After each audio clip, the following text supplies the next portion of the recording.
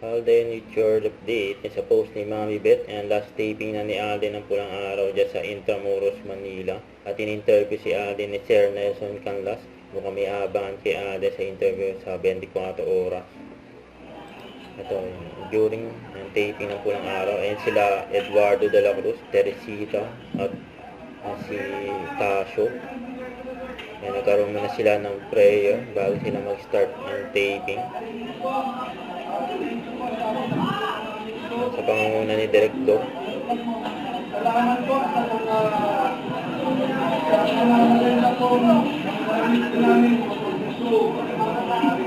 mga tao.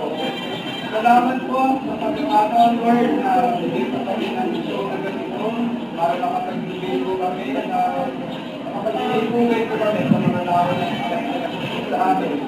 Lord, nagpapasalamat po kami sa mga tao na kilala po namin, mga dahil dito po sa programa dito.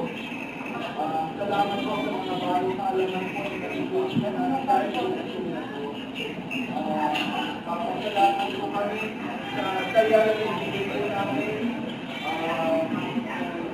for our beautiful to touch life sa mga aming po audiences po.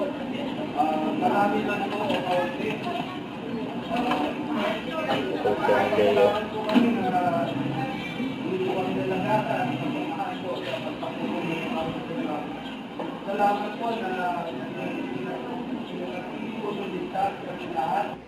Don't forget to subscribe and click the notification bell for more update. And this is Richard Reaction Live. Stay tuned for more update. See ya.